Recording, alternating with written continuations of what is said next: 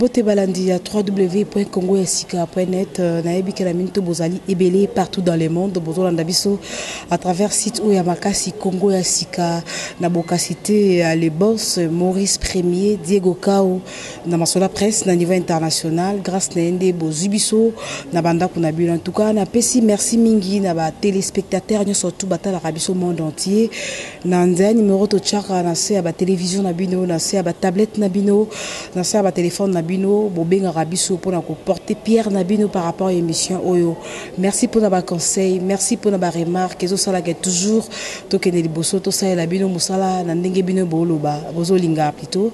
Ne sera bino chaque fois en tout cas na deji bwakungu mon pepa sika na kata Congo ya sika nazo langa charge ya ko informer ba congolais surtout ba vivre à l'étranger ba diaspora nya surtout nazo charge ya ko informer bino par rapport ya marambeli na Kinshasa.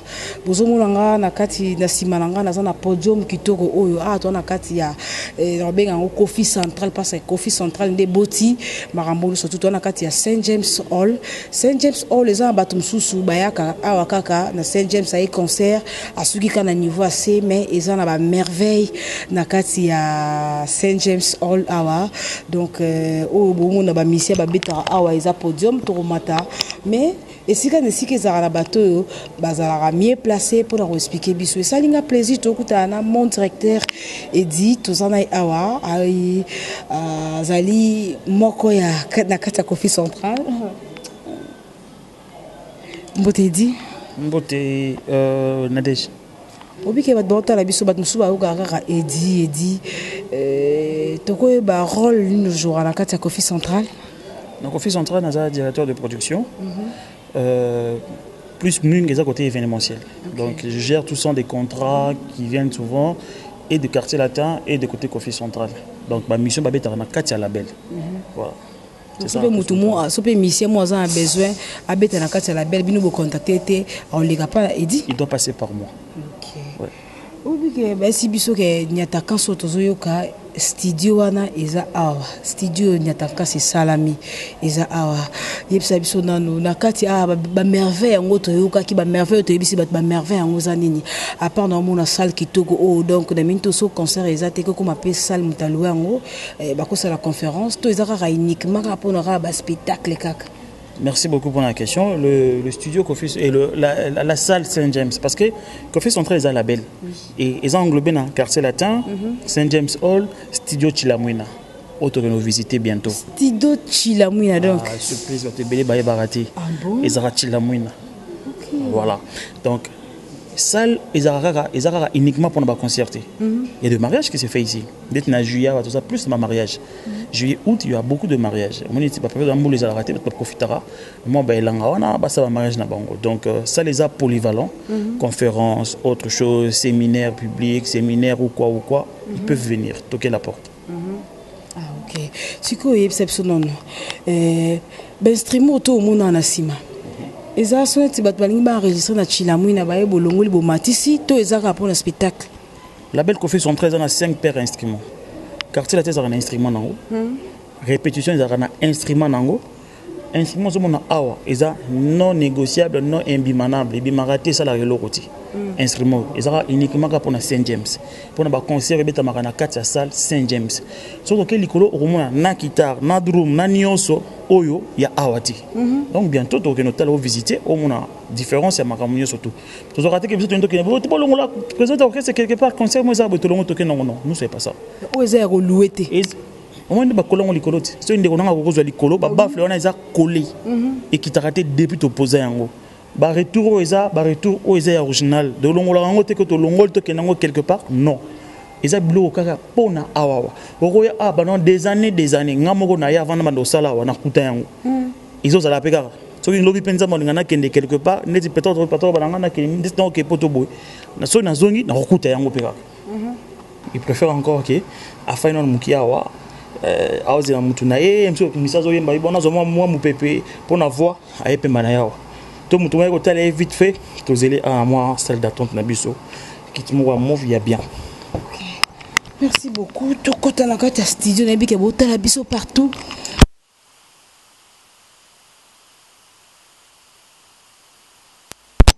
Nyo concordance kaka Waouh. Wow. Ok. Voilà. Moni ke drum moni kuna. Kitoko. Yango moni awati. Ezana ba guitare nango. Ezate ba guitare kuna tomatisi. Ezana iloko clavier nango. Et ya bena pédale nango a grosse caisse na yango. Donc il y a deux instruments différents. Oui, ça uniquement pour na studio. OK. Rien à voir que na bloc ça kuna kata salle, tomatisi yango awa, rien. Rien à voir. Donc AP drummer avant là. Chaise yango. Qui c'est onga yango? OK. Pédale no pelinga yango wana. Et puis na monite. Voilà. So na ba ta ko beta bien mais la beti. En tout cas.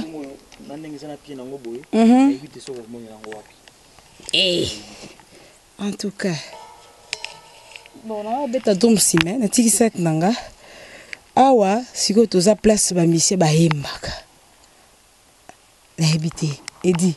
Tout le monde a pas de souba ça ngani mna chamba na matoe. Voilà, na déjà pour na studio. Ce que tout le monde a ba musicien, ba ça aime sous cœur. Cœur ils aiment sous batebe. Ba sous ba sous pas minona ba kana. Casque ezali micro il y a ça sensible. OK, attends na musika. Il y a ça ba ngomba utema ngo ata awa ba okota. Na micro. Cœur ils a nous ça casque, ba ayuki son, tout ça ba 10 casque mobimba, nous sous yango za ngo awa. Depuis la tête. Atie boy to yemba. OK. Et donc studio est rendez boy. Ta ba guitare sous. Oh pega. Pas c'est. Oh solo. Mi solo. Est-ce que vous différenciez on ni pour ngala mona yaka guitare? Il faut l'artiste. Et puis un réglage parce que il y a bien guitare sous solo réglango. Au robet on peut comme solo. OK. Ça dépend, il y a réglage, il y a artiste, il y a musicien. Ou il y a instrument. OK. Donc tout ça dans kati ya cabine. Cabine ya studio chilamwina. Pour na ocha voix. Pour na ocha voix. Donc mon cabine peut pour na ocha voix fait ça na ba norme, des tiboy et acoustique. Donc na rokanga awawa. Auto ça l'émission des ako écho ezalati. Otali tapis. Je vois tapis des bouger na makolo. Ça va moquer ton ndenge ezaleli.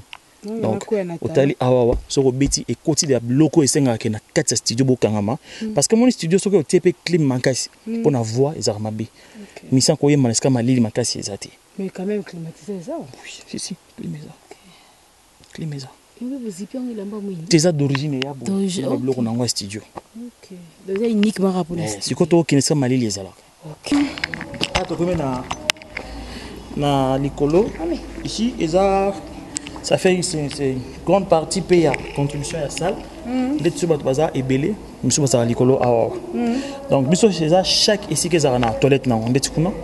Là on a double toilette, on a côté femme, on a côté homme. OK. Ouais, donc venez. D'accord, toujours continuer donc c'est nous que donner na visite guidée na Coffee Central, na Saint James Hall. Ils ont toujours préparé coffee shop. Coffee shop. Oui. Voilà, na c'est pas non lobby, neni sous coffee shop eza, est-ce que va te ndokuta ba œuvre belé à Kofi Salakala. Ba vidéo naï, ba bilamba Kofi Lata et puis awande surtout officiel ni attaquant ces salama. Donc très bientôt, soroyer prochainement au monde autrement.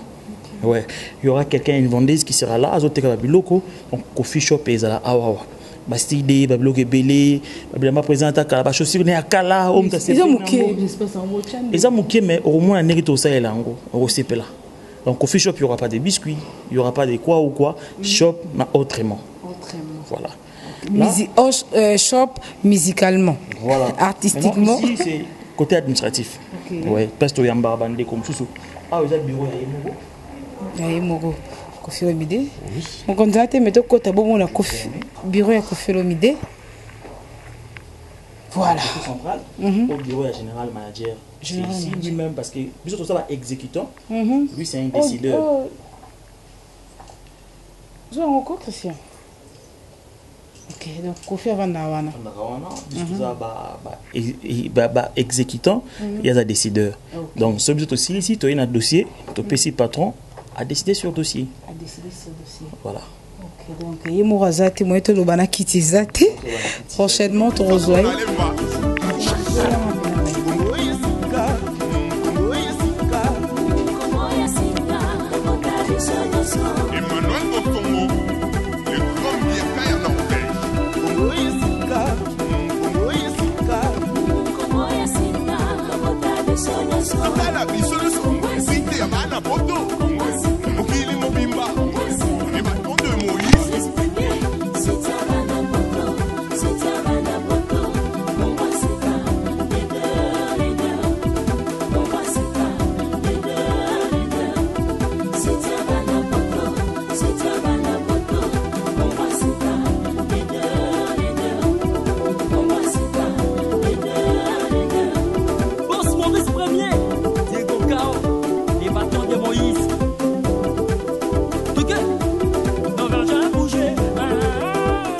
Exceptionnel, tu sali visite guidée, tu moni ba merveille en Katia Saint James Hall, tu moni studio Chilamouine, eza yango Adolphe Muteba Chilamouine te, eza ra combo ba pesi, tu moni salle spectacle, tu moni podium, tu moni salle bon amana, on peut sous ça la conférence, salle de fête, bon moni ndeni kofi et bureau kofi le midi, bon moni ba chambre parce qu'on a une yeba. Ezali eloko abepo mutasala ngo na ebité idée yango. Et où t'es qui est wapi? Et où tu as ton tour à jouer dans la carrière naï? Tant on a tout confirmé dans le bilan, on a quoi tu as boité? On a ça la émergence pour n'importe quoi. C'est sûr c'est. Et en gros tu connais la idée où yo. Il y a aussi le bloc automobile, maman auto confirmé dans Simbina vie naï, l'album moto abimisi, moi mon qui on a nzamba pambola qui alabine na succès. En gros pose ça ba promesse naï. Au moins l'auto ba, you sous nous a bon c'est na Sénégal. Intel Alpha Blondy ça la bonne année ni bon. Bisope Koffi Olomide à honorer Mbokanaï, à salir salle et spectacle, à ba PC dans l'espace parce que mon est le sali. À la question l'État que tant tu voudras budget annuel et année, il faut bâtir rappeler Koffi Olomide dans le cadre. Que idée à Koffi central ou un, tout peut ça peut-être pépinière. Bilanga wana, côté batongi oasis partout etikali wana, à ton salle à mon tout peut ça peut-être. Terrorisme na monga fula wana tout peut ça en Koffi Olomide, c'est ça. Lilo et l'orizo zanga l'état ka yango wana ya ko contribuer na idée ya mon mboka. Donc moi je peux dire merci Koffi Olomide. Koffi Olomide sali yango pour honneur à ba musicien, il n'a pas fait ça rien que pour lui. Le loi sali yango pour honneur à musicien congolais parce que nakala ce qui maman moi on est lingi musicien zo ba lingi bandi. Mais tout le monde est le exemple. Tout le monde est le exemple. Donc on est un musicien, moi c'est un musicien et ça banditisme était. Donc les lots là les lots musiciens ça fait fierté. Il y a beaucoup en abisso à ça les lots oyo et ils ont représenté tous les artistes congolais. Merci beaucoup et disco na yebi ke mbongo ebimiawa et bimi na mutoki na yemoko na mutoki musana e mais ce quoi ça ko se retrouver ndenge nini na mbongo nyoso investir na biloko nyoso to monya so to ça to compter tout ça budget donc et c'est nga ba calculer belé ye moi se retrouver ndenge kana ba concert zo beta ma studio ngo pe na ba comme et ba comme ko ya régulièrement. Oui régulièrement parce que non to inaugurer vraiment officiellement. Donc bientôt le studio de la inaugurer qu'on s'est retrouvé comme tel, Koffi n'a pas fait ça un truc trop commercial, il veut gagner plus, non. À ça, on a passion. À ça, on a passion. Et en plus, c'est pour son enfant. Le tout dernier, Saint James Hall. Donc, à ça, on a passion. Les autres, quand il n'est pas là, tout le monde aura 1, 2, 3. Bana bazana babominda koute et mbongo zo continuer ba F papa nae ndenge Saint James lobby pe a continuer ba F papa nae atikaki ou salari donc il faut le mener dans salle ngote pour gagner ba millions il peut gagner moyennant quelque chose pour la taxe mais les autres déployer le lambo na biso na déjà et l'euro oyo to comme plus ou moins à $800 le mois pour la taxe plus ou moins $800 $800 je t'ai dit mais c'est le congolais côté on a payé revoir donc côté qu'on s'est retrouvé il n'a pas fait ça pour gagner non il n'a pas fait ça pour ça. En tout cas merci beaucoup bataille sur le monde entier pour comprendre les directeurs à expliquer biso à aider biso pour ça la visite guidée na biso na kati ya Koffi central oyo ezali label à Koffi Olomide et Boti Saint James et Boti Studio Chilamwina et Boti Maramebele puis ba projet za ebele et Robota Bota Maramebele. Merci beaucoup Nabino Sobotali biso men mon directeur na invité Lilobani Nyokolo ba na bato Sobota biso ba son États-Unis na Irlande na Paris monde entier par rapport à Koffi Central. Bato ba pesa confiance au moins une crise qui était mon après sa confiance depuis Suisse au moins une ba Willy Moucheni ba Ricky Kabambe biet page claire voilà après sa confiance dans Koffi Central Mande Romsusu ba pesa Koffi Central confiance ya makasi baya porte ça grandement ouverte pour na bango pour tout ça la makambo ya bien ba hésiter tout ça na posa na bango on de la fin pour tout kabalelo pour tout ya susu. Merci beaucoup, surtout dans Koffi Central depuis Poto, Sandra Kazadi, Maman Rifa, Toutou Roba, Angelou Central. Monsieur Nabiso Moussou Bazan en déplacement, bébé J3, là Bazali Awa. Merci Ming na patron nanga, Koffi Olomide na confiance, on rappelle ça du jour au jour. Na ba conseil à du jour au jour, et on a eu qu'à rappeler, on a ça et là. Merci surtout na yom Nadej. Donc première fois dans cette émission depuis dans le banda des années. Na CV on a eu pemben lelo. En tout cas, tout est minabiso, tout comme une souke émission nabiso Arndé, les alliés émission où tout l'axabino maramba, tout l'axabino artiste, tout le bilabino salon culture, yambo nabiso Congo. Donc le lot, tu amènes nabiso Koffi Olomide, mais tu yambi directeur, tu yambi œuvre au artiste sali, œuvre zakara musique était, œuvre zakara nzembote, œuvre zé loko et télémi boy. En tout cas, bravo Koffi Olomide. Ata gouvernement soutenir, yo tata ba taxe les le quoi est salango pour la passion continue toujours que ça là et que ça là bien makasi que ça là pour nous soutenir artiste au bazali ko bima au bazangi ba producteur au bazangi ba manager au bazangi assistance en tout cas continuer car bon au ça là bien makasi to zuite aux andenge mususu au kozwaka kanza ba kofuta yo ndenge mususu. Merci na Maurice Premier mon boss, merci na Blaise Alingi Café Noir de la Norvège, merci na Jean Bouzi depuis Irlande, merci na Christian Boana. En tout cas, il m'a simbi image Mikolo Christian Boana Sulutani Babi Christian image, donc merci beaucoup.